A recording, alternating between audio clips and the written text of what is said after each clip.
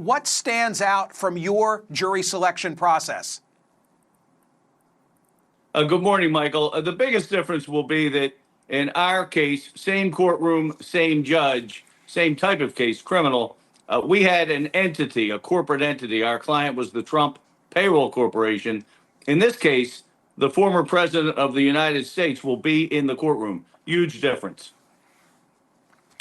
Were there circumstances, I'm sure there were, maybe you can share one with us, where you thought someone should have been removed for cause and Judge Merchan thought otherwise?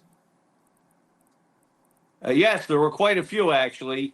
One comes to mind. We had a questionnaire. I don't think it was quite as long as this one that I saw in the current case, but I think questions 29 and 30 were something like, do you have strong opinions about the former president? And that was 29, and 30 was, if so, would they affect your ability to be fair? And we had one prospective juror, and I've been picking juries really since the late 80s, a long, long time. And, you think you have some intuitive skill set, develop them. But I saw a female juror, probably in her 40s, casually dressed. She had an Irish brogue. She worked at an Irish bar. Normally my type of juror in a criminal case. And she had checked off 29 and 30. And it was late in the day. And I asked her, I see you've checked these off. Would those strong feelings be positive or negative? And she says, I despise that man. And I guess I had just maybe was beat up from the long day. But I said, well, look, you don't have to sugarcoat it for me. Speak your mind. She said, I'll speak me mind. I hate him. And, I've never experienced that. And I looked at Judge Merchan and, I just kind of assumed that he would meet my gaze and we would dismiss her.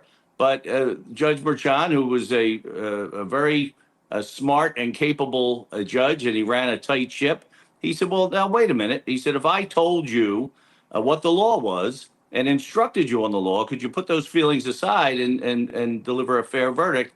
And she said, yes. And it's been my experience, and I suspect it was your experience when you're actively practicing law, that when a prospective juror is in the courtroom and there's the pomp and circumstance and the judge is in his or her black robe, most people do say yes. So he kept her for the next round, which really meant he was going to keep her. And we came up with a different strategy. She had a parental health issue she was dealing with, and we got her out that way. But, Michael, the problem was not that prospective juror. It was like rows of shark teeth. Once she went, there were 50 more behind her. So, we got rid of her and didn't have to use a preemptive let me ask strike, you this. But they're difficult. Are you more concerned in voir dire when it's a Trump-affiliated corporation, or as it'll be Monday with the man himself?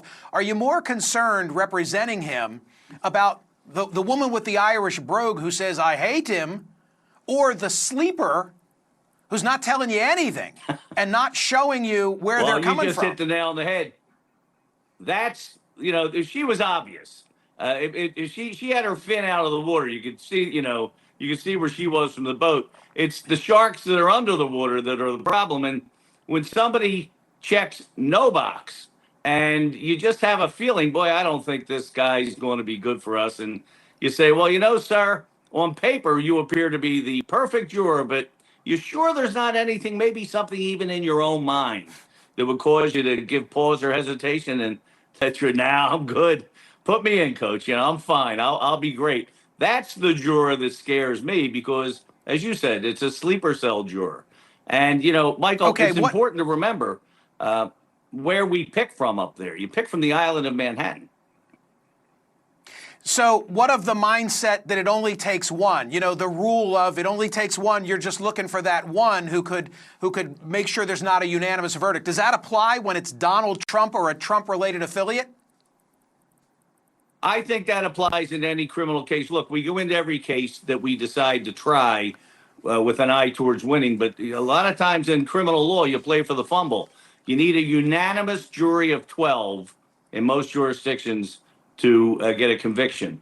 And if you get one juror as a holdout, that hung jury can really be a game changer. And I think it does apply, but I think it's tougher when the defendant, is this particular defendant, and it's just the island of Manhattan that provides the potential jury pool. Okay, Bill, you're uniquely qualified to address this subject. Like the whole world is wondering about the jury selection process in a Trump-related case. You did it in front of this judge and in the same courtroom. So what's your answer to my poll question today? Can Donald Trump get a fair trial in Manhattan? It'd be better off in Staten Island, Michael. It's a tough group to pick from. It's often said that his name, across the country, 50% feel one way and 50 another way. But it's been my experience, having gone through hundreds of prospective jurors, that on that island, it's not a 50-50 split. My experience.